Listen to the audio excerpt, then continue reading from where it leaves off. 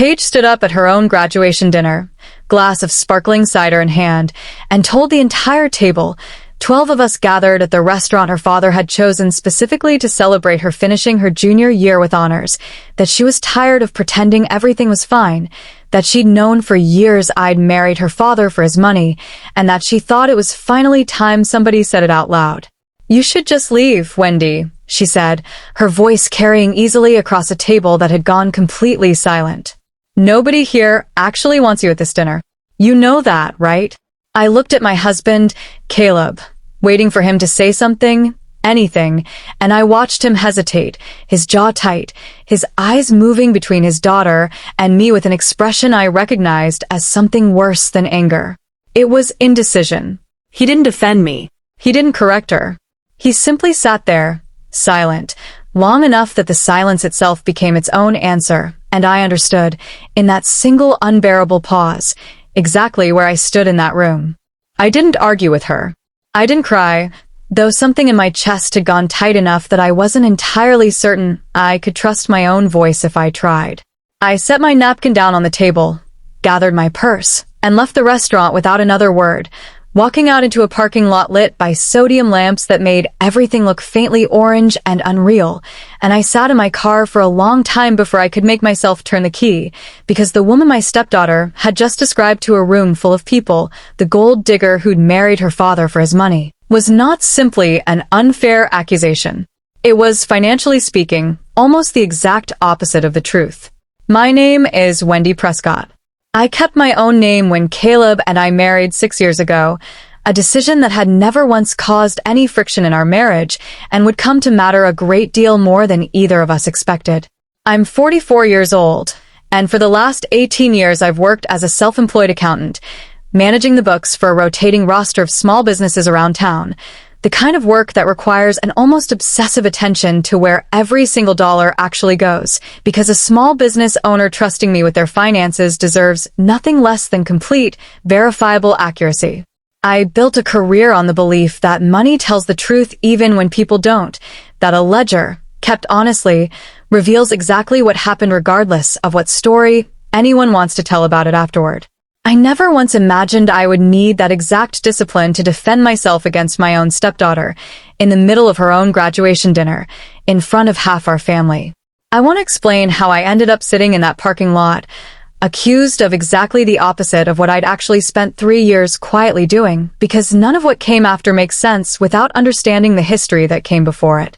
I met Caleb Ferris 8 years ago, introduced by a mutual friend at a fundraiser for the high school where he worked as principal, a thoughtful, careful man who talked about his students with the kind of genuine investment that told me, within the first hour of conversation, exactly what kind of father he'd probably been to his own daughter. Paige was 13 when Caleb and I started dating, still deeply grieving her parents' divorce 2 years earlier, understandably wary of anyone who might complicate the fragile stability she and her father had built together in its aftermath. I never once tried to rush past that wariness. I gave her years, patient and consistent, showing up for school events and quiet Sunday dinners without ever demanding she feel a particular way about my presence in her life, and by the time she left for college 3 years ago, I believed, genuinely, that we'd built something solid between us, not the closeness of a mother and daughter, but something real nonetheless, a mutual, comfortable respect I'd worked hard for and valued deeply. I want to be honest about the household finances, because understanding them clearly is the entire foundation of what happened afterward. Caleb and I kept mostly separate accounts throughout our marriage, a decision that had felt, at the time, like simple modern practicality rather than any lack of trust between us. He covered Paige's tuition and living expenses directly, wiring money to her each semester from an account he managed on his own, a responsibility he took seriously and had never once asked me to contribute to, given that Paige wasn't my biological daughter, and he never wanted me to feel obligated toward an expense that was, by every reasonable measure, his alone to carry. 3 years ago, midway through Paige's freshman year, I discovered, almost entirely by accident, that something about those tuition payments wasn't adding up the way it should have. I'd been helping Caleb organize his home office one weekend, a task that had somehow, over years of busy semesters, never quite gotten done properly, and I came across a university billing statement addressed to him, showing an outstanding balance on Page's account that, based on what I understood of his wire transfer history, should have been fully covered months earlier. I want to explain that I almost set it aside without a second thought, assuming a simple billing delay or an administrative error of the kind universities are known for. But 18 years of reading financial documents professionally had trained a particular instinct into me that I couldn't quite switch off even during an ordinary Saturday spent organizing paperwork, and something about the specific pattern on that statement, a partial payment recorded, followed by a gap, followed by another partial payment, didn't read like an administrative error. It read like a payment plan someone had quietly, deliberately fallen behind on. I didn't say anything to Caleb that day. I want to explain why, because I understand it might look from the outside like I was simply keeping information from my husband. It wasn't that. I genuinely believed at the time that there was likely an innocent explanation, a financial aid adjustment Page hadn't yet mentioned, a payment plan restructuring neither of us had been told about, and I didn't want to raise an alarm over what might turn out to be nothing. I decided, instead, to quietly keep an eye on the following semester's statements, the same careful, patient habit that has served me well in every professional case where a number didn't initially add up. The following semester's statement told a clearer story. Caleb had wired Paige $11,000 in August, the full amount she'd told him tuition required for the semester. The university's own billing record, which I found again, this time deliberately, sitting on his desk 3 months later, showed a payment of only $6,000 actually applied to her account, with a note indicating the remaining balance was overdue and accruing a small monthly late fee. I sat with that discovery for a long time before I let myself draw any conclusions, because I have learned, across 18 years of this work, that the first explanation you construct is rarely the whole story, and I needed more information before I understood what I was actually looking at. I want to be honest that my first, immediate fear wasn't fraud. It was that Paige might be struggling financially in some way she hadn't told her father, cutting corners to survive that had nothing to do with dishonesty, and everything to do with a young woman too proud to admit she needed more help than she was already receiving. That fear, more than suspicion, was what made me decide, quietly, to cover the outstanding balance myself before it grew large enough to threaten her enrollment, transferring the difference directly to the university's billing office under my own name, careful to request that the payment be applied without any note referencing Caleb's account, because I didn't want Paige to feel exposed or ashamed if this turned out to be exactly the kind of private struggle I suspected. I did this quietly for 3 consecutive semesters, monitoring the gap between what Caleb wired and what the university actually received, covering the difference each time out of my own savings, never mentioning it to either of them, telling myself, with what I understand now as a fairly significant amount of willful optimism, that Paige would eventually come to one of us on her own once whatever she was managing privately resolved itself. It was during her 4th semester that I finally understood how wrong that optimism had been. I'd continued the quiet habit of checking the university's billing portal, which Caleb had given me access to years earlier simply as a convenience during a period when he'd been traveling for a work conference, and I noticed, that particular semester, an unusually large payment finally clearing Paige's account in full, considerably more than the gap I'd been quietly covering, paid not by Caleb's account or my own, but by an entirely unfamiliar name I didn't recognize. Curious and more than a little concerned, I did what I do professionally with any unfamiliar transaction. I traced it. The payment had come from an account belonging to a man named Tyler Bram, a name I recognized immediately as Paige's boyfriend the past year, someone Caleb and I had met exactly twice, both times briefly, both times leaving me with an impression I couldn't quite articulate beyond a vague, unexamined unease. I sat with that discovery for a long moment, the pieces finally beginning to rearrange themselves into something considerably less innocent than a struggling student too proud to ask for more help. I called the university's billing office directly the following week, identifying myself, truthfully, as the person who had been covering outstanding balances on the account for the past 3 semesters, and asked, carefully, whether they could confirm the complete payment history associated with Paige's tuition account. What they told me, After verifying my authorization through the payments I'd already made, was that Caleb's full semester wire transfers had, in fact, been arriving on time and in full every semester. The gap I'd been quietly covering hadn't been a shortfall in what he sent. It had been money that never reached the university at all, redirected somewhere else entirely before the tuition payment was ever made, with Paige apparently informing her father, each semester, that costs had simply increased beyond what she'd previously told him, prompting him to wire additional funds directly to her personal account to cover the supposed difference, funds that, based on everything I was now piecing together, had never actually gone toward tuition in the first place. I want to explain something about how this specific kind of financial deception typically works, because it rarely looks like the dramatic version people imagine. It isn't usually a single large theft. It's a slow, incremental redirection, a partial payment here, an inflated cost estimate there, each individual instance small enough to seem plausible on its own, small enough that nobody examining any single transaction would necessarily suspect anything beyond ordinary rising costs. The pattern only becomes visible when someone takes the time to lay every semester side by side and notice that the story keeps shifting in exactly the direction that benefits one particular person. I spent the following month building a complete picture, quietly, methodically, the same careful discipline I bring to any client's finances when something doesn't add up. I requested, through the university, a full transaction history for Paige's account going back to her first semester. I cross-referenced every payment against Caleb's own wire transfer records, which he'd never once objected to my reviewing given how openly we'd always discussed our respective finances, even while keeping the accounts themselves separate.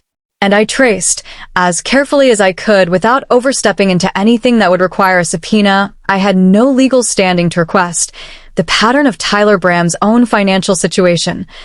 A young man who had, according to public business filings I found without much difficulty, started a small e-commerce venture 18 months earlier that had, by every visible indicator, been consistently unprofitable.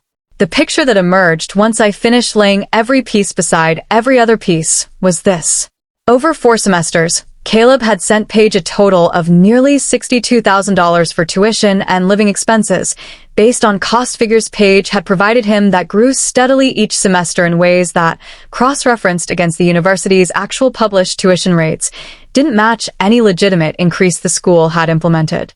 Of that $62,000, only about $41,000 had ever actually reached the university, with the remaining balance apparently redirected through a pattern of transfers I could trace but not fully prove without financial records I had no legal access to toward covering Tyler Bram's struggling business, and, based on several large purchases I could see reflected in Paige's own social media over that same period, a lifestyle considerably more comfortable than either of us had realized a college junior working a part-time campus job could actually afford. I had personally covered, across those same semesters, just over $11,000 of the resulting shortfall out of my own savings, without ever telling either of them, because I had genuinely believed, for most of that time, that I was quietly protecting a young woman going through something private and difficult rather than covering for a deception I hadn't yet understood the full shape of. I want to be honest about what I felt discovering all of this, because it wasn't simply anger, though anger was certainly present.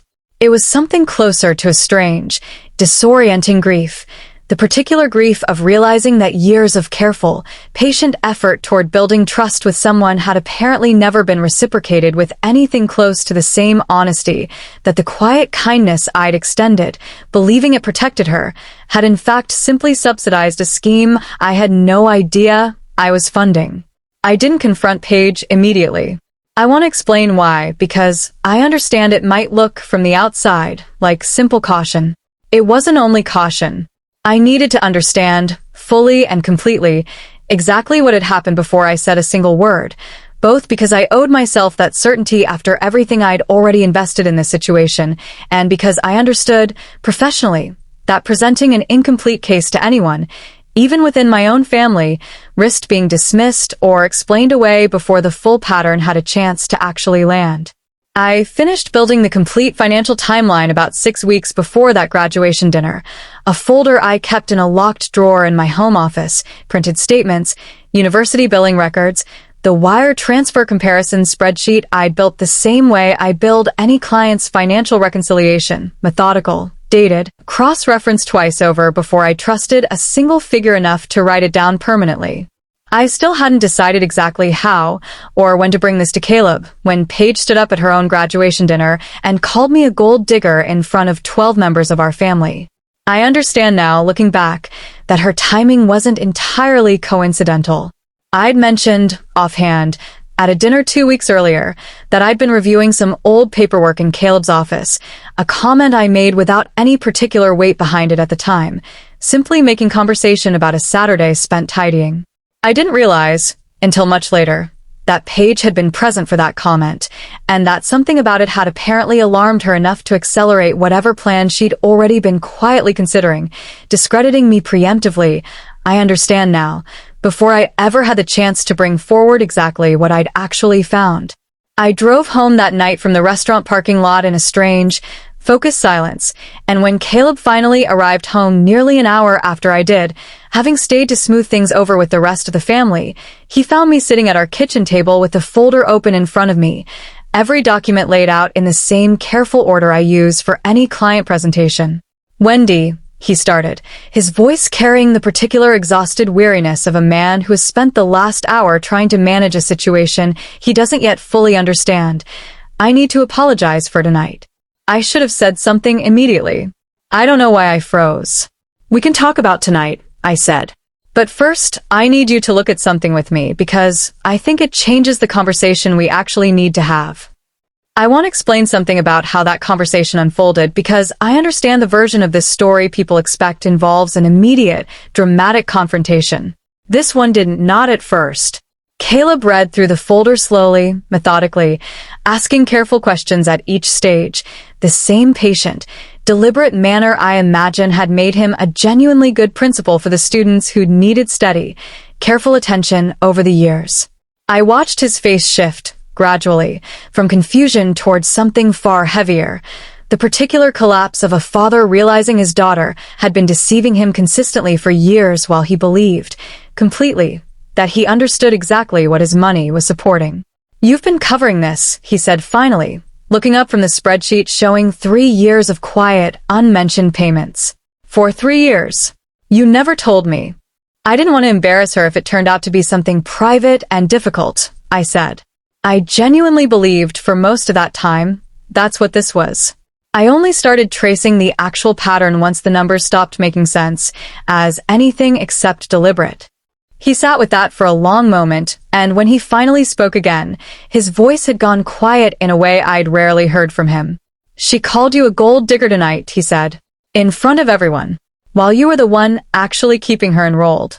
"I don't think tonight was really about money at all," I said.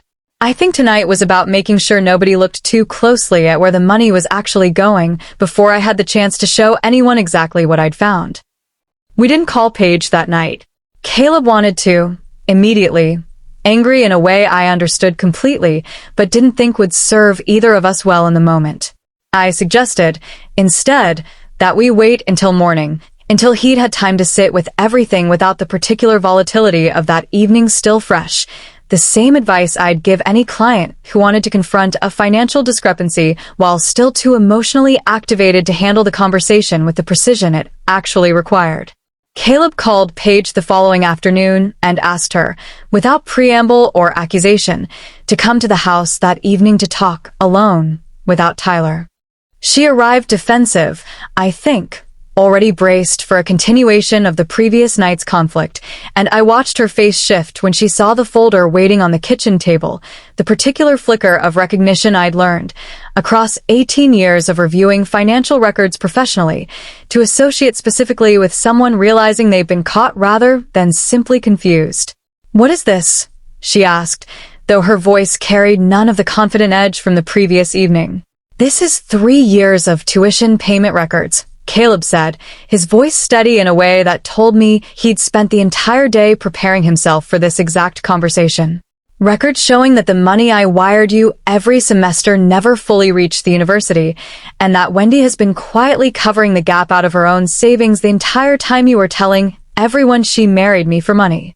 Paige's face went through several expressions in quick succession: disbelief, then something closer to panic, before finally settling into a kind of defeated stillness. "I can explain," she said. "Then explain," Caleb said.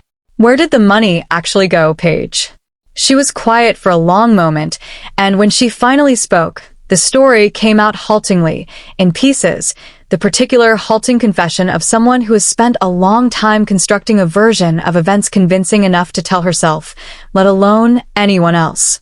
Tyler's business had struggled from almost the beginning, she said, and she'd started, gradually, diverting small amounts to help him cover costs, telling herself each time that it was temporary, that the business would turn around and she'd make up the difference before anyone ever needed to know.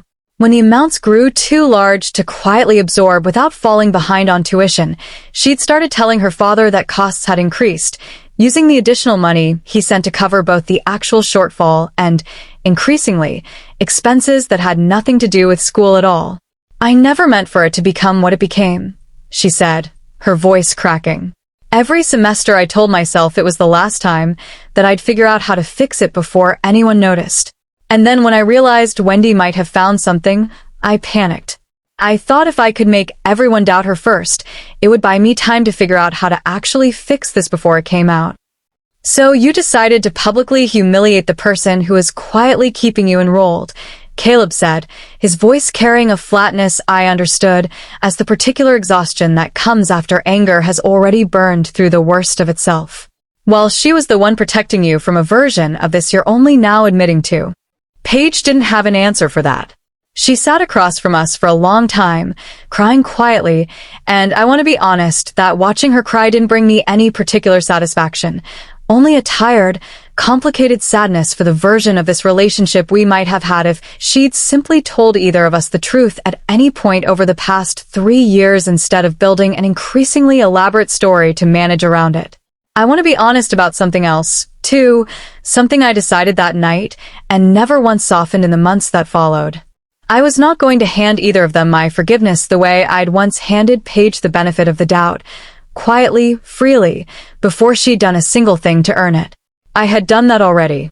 I had done it for 3 years, in the form of 11,000 quiet dollars and a folder full of patience nobody had asked me to extend, and it had bought me a graduation dinner where I was called exactly the thing I wasn't. Whatever came next, I decided, sitting at that kitchen table, was going to be earned in full, on the record, the same way I'd expect any client to earn their way back from a discrepancy I'd caught in their books. Not with an apology, with an accounting. "I'm not angry enough right now to say anything useful," I told them both, "and I'm not interested in a version of this where a few tears at this table settle it. If either of you wants to be forgiven, you're going to have to actually do something to deserve it, and it's going to take longer than either of you wants it to." Caleb looked like he wanted to argue, briefly, the particular reflex of a man who wanted the discomfort in the room to end as quickly as possible. He didn't argue. I think some part of him understood, watching me across that table, that a quick resolution would only repeat the exact pattern that had let this go on for 3 years in the first place, everyone moving fast enough past the discomfort that nobody ever had to sit with the actual cost of it. What followed took the better part of a year, not a season, and I made sure of that. Paige's first obligation, non-negotiable, was full and public repayment, not a private apology delivered quietly at a kitchen table, but a correction delivered with the same visibility as the accusation itself. I insisted she call every one of the 12 people who'd sat at that graduation dinner individually and tell them directly what she'd actually done and what I'd actually been doing for 3 years while she let them believe the opposite. Caleb agreed with me on this point immediately, without argument, which told me something about how thoroughly that dinner had reshaped what he was willing to excuse. Paige resisted at first, asked whether a group text might do instead, and I told her, plainly, that a story broadcast to 12 people didn't get corrected by a message sent to a chat thread nobody would fully read. She made the calls, one at a time, over the course of about 3 weeks. 2 of my husband's siblings told me afterward that she cried through most of them. She withdrew from her relationship with Tyler, which I'd expected and which happened faster than I anticipated, once the full financial picture made clear exactly how much of what she'd sacrificed had gone toward propping up his failing venture rather than her own education. I didn't count that as any kind of sacrifice on her part worth crediting toward what she owed me. It was simply the removal of the person she'd been lying for, not a cost she'd paid. The actual cost came in the repayment itself, and I structured it deliberately to be neither quick nor comfortable. I calculated the exact $11,140 I'd covered, and I told her I wanted it repaid directly, in monthly installments, from money she earned herself, not gifted or loaned from anyone, including her father. She took 2 part-time jobs on top of a full course load to make that possible, 1 shelving books at the university library and 1 weekend shift at a restaurant near campus, and it took her 14 months to clear the full amount, a payment schedule I tracked the same way I track any client ledger, dated, itemized, with no early forgiveness offered for a good month or a difficult one. Caleb's accounting looked different, because what he owed wasn't money. It was the year and a half he'd spent not noticing what his own daughter was doing with funds he'd worked hard to provide, and the specific silence he'd allowed to stand at that dinner table. I told him I needed him to stop being the parent who froze when a hard moment required him to choose, and that I wasn't going to trust that he'd changed simply because he said so afterward, in the calm of our kitchen, once the crisis had already passed. He started attending, on his own initiative, a series of sessions with a family counselor, not couples counseling for the 2 of us, but individual work aimed specifically at understanding why he'd gone silent in that exact way, at that exact moment, when I needed him to speak. He also insisted, over my initial objection that it wasn't necessary, on personally repaying me the $11,000 himself, separately from what Paige owed, on the reasoning that the money should never have been my responsibility to cover in the first place regardless of what Paige had done with it, and that Paige's repayment was about her deception while his was about the years he'd let me quietly carry a burden that was, by any fair accounting, partly his to notice. I didn't forgive either of them the week that folder went on the table, or the month after, or, if I'm honest, for most of that first year. I told them both more than once that forgiveness offered too easily is really just a way of telling someone their actions didn't cost you very much, and I wasn't willing to tell either of them that. I let the distance sit. I let dinners with Paige stay short and careful for a long time, let Caleb sleep on the fact that I still, some nights, couldn't quite look at him the same way I had before that dinner, and I didn't rush any of it toward a tidy resolution simply because an unresolved family felt uncomfortable to sit inside. It was closer to 16 months after that graduation dinner, not the following morning, not even the following season, when Paige called me directly, her final repayment cleared, to walk me through, specifically, exactly what she'd done over that year to actually earn her way back into a version of trust rather than simply ask for it back. I listened to the whole thing before I said anything, and when I finally told her I believed she'd actually changed, I meant it in a way I couldn't have meant it if she'd said the same words to me at that kitchen table the week of the dinner. I think about that graduation dinner often now, the particular cold shock of hearing myself described, in front of half our family, as exactly the opposite of what the actual financial record showed. I understand more clearly now than I did before it happened, that the people most invested in discrediting someone quickly are often the people with the most to lose if that someone is ever given the chance to speak carefully and completely instead. Paige needed the accusation to land fast and hard, before anyone had time to ask a single verifying question, because a slow, careful examination of the actual facts was never going to work in her favor. And I've come to believe just as firmly that trust, once broken that publicly, doesn't get repaired quickly either, not honestly. It gets repaired the same slow, unglamorous way it gets broken, one accounted for month at a time. I still keep meticulous records of nearly everything in my own life now, a habit I'd already carried professionally for years but have come to apply with a slightly different, more personal weight since that dinner, less out of suspicion and more out of a quiet, hard-won understanding that the people you love most deserve, and are owed, the same careful accuracy you'd extend to any client's ledger, not because you doubt them, but because clarity, kept honestly over time, is what actually protects a relationship, and because forgiveness that isn't earned the same careful way is really just another kind of unbalanced book. So, if you'd been sitting at that table when Paige stood up and told the room I'd married her father for money, I wonder whether you'd have found the composure to simply walk out the way I did, or whether you'd have wanted to lay every document on that table right then and there. And once the truth was finally on the table, I wonder whether you'd have forgiven them the way most people expect a family to, quickly, quietly, the moment the tears started, or whether you'd have made them earn it the slow way, the way I did. I've thought about that choice often since, and I've mostly landed on believing that a fast forgiveness would have taught both of them exactly the wrong lesson about what my trust actually costs. Let me know down in the comments where in the world you're catching this one tonight. I genuinely read through everyone I can. There's more of these waiting in the pipeline, so consider subscribing if you'd like the next one delivered straight to you. Grateful you stuck around for this whole story tonight.